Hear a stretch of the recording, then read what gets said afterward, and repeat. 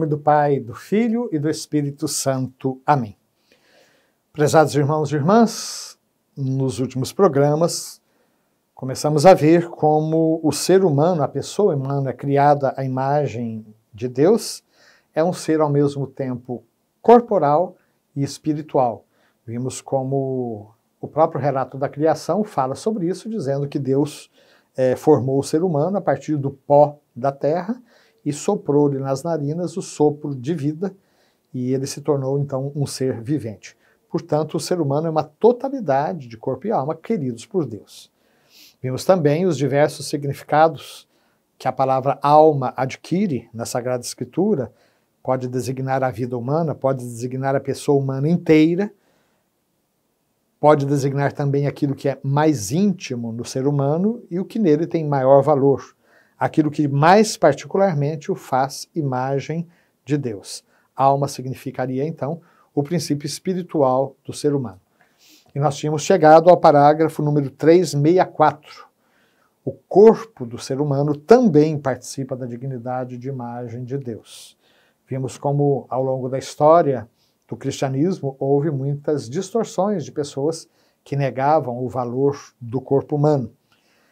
É a pessoa humana inteira que está destinada a se tornar templo do Espírito Santo. Isso São Paulo é muito claro na primeira carta aos Coríntios, também na carta aos Romanos. O nosso corpo é templo do Espírito Santo. E aí, comentávamos que o nosso catecismo cita um texto da Gaudium et Spes.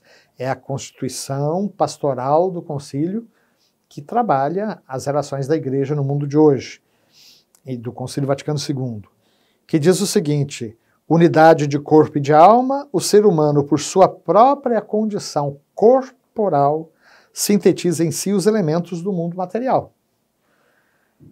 Uma vez eu li um livro de um escritor católico em que ele trazia uma afirmação muito interessante, né? Nós somos filhos das estrelas. O que ele queria dizer com isso? A astrofísica constata nas estrelas mais distantes, né, os mesmos elementos que compõem o nosso planeta e os mesmos elementos que compõem o nosso próprio corpo. De tal maneira que, nesse sentido, existe realmente uma unidade muito grande entre nós e o próprio universo criado, né? Somos filhos das estrelas, significa que se realmente houve a grande explosão inicial, o famoso Big Bang, de modo que toda aquela energia foi se expandindo e o universo continua se expandindo, nós trazemos em nós esta síntese dos elementos do mundo material, que no ser humano atinge então uma plenitude, porque em nós, esses elementos do mundo material que estão nas estrelas, que está na Terra, que estão na Lua, eles, em nós, eles podem apresentar livremente ao Criador uma voz de louvor, uma vez que nós, seres animados, seres corporais, mas animados por um princípio espiritual, somos pessoas livres e que livremente respondemos ao chamado de Deus e livremente apresentamos a Ele o nosso louvor. E por isso não é lícito ao ser humano desprezar a vida corporal. Colocar a vida em risco desnecessariamente é sempre um pecado e um pecado grave. Claro que a pessoa, como os bombeiros, por exemplo, né, que arriscam a vida para salvar vidas, eles estão ali desempenhando uma nobre missão.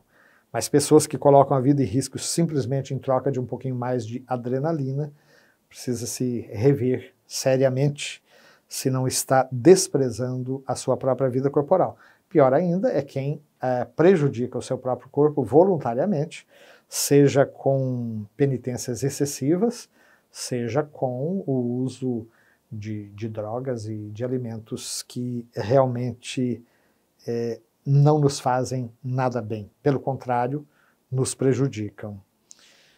O nosso corpo, termina aqui o Concílio Vaticano II, dizendo que foi criado por Deus e destinado à ressurreição no último dia. E chegamos ao parágrafo 365. A unidade da alma e do corpo é tão profunda que se deve considerar a alma como a forma do corpo. corpo. Aqui o nosso catecismo cita o Concílio de Viena, do ano 1312, portanto lá da Idade Média, quando havia se desenvolvido bastante no interior da Igreja Católica, sobretudo por influência de Santo Tomás de Aquino, mas depois de outros também, num período que a história costuma chamar de escolástica, a recepção dos escritos de Aristóteles, filósofo grego, que haviam sido esquecidos, desviados durante muito tempo. E Santo Tomás faz toda uma obra monumental de recepção de Aristóteles, não acolhendo tudo que o filósofo grego dizia, mas usando aquele ferramental que ele desenvolveu para expressar melhor a fé. De modo que Santo Tomás fala de várias causas de todo ser que existe sobre a Terra, a causa formal, material, final, e ele então fala dos sacramentos como, e do próprio ser humano, né, como compostos de matéria e forma. Então, nesse sentido, o corpo, ele constitui essa parte material do ser humano, mas ele é informado no sentido de que tem a forma dada pela alma. Ou seja, é graças à alma espiritual que o corpo constituído de matéria é um corpo humano e vivo. Já vimos isso num parágrafo anterior, que um cadáver não é um corpo humano, é o cadáver de uma pessoa humana. Mas o que resta ali são até a gente usa a expressão, os restos mortais.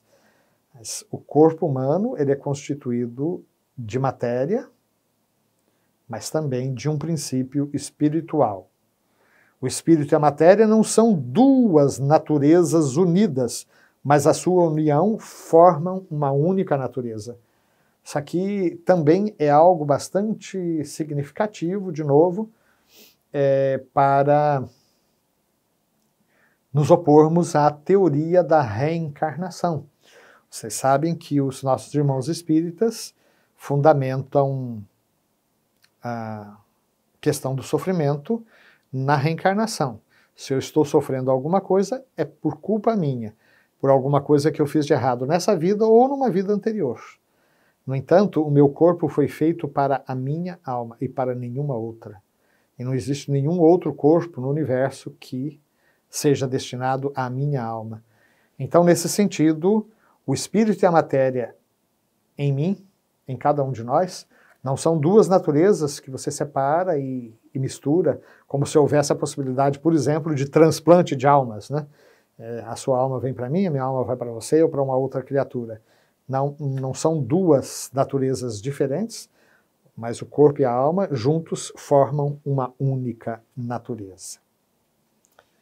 No parágrafo 366, nós vemos que a Igreja ensina que cada alma espiritual é criada diretamente por Deus.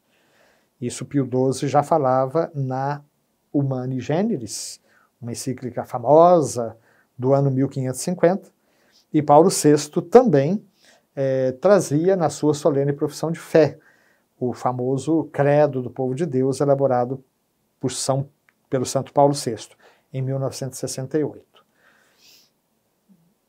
Portanto, a alma não é produzida pelos pais, ela é imortal. E aqui está uma dignidade ainda maior do próprio matrimônio. Sobre isso nós queremos falar no nosso próximo programa.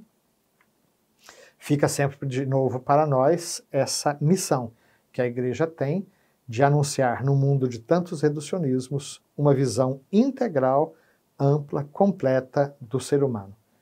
Criados que somos à imagem e semelhança de Deus, somos destinados a uma comunhão de vida eterna com Ele. Amém.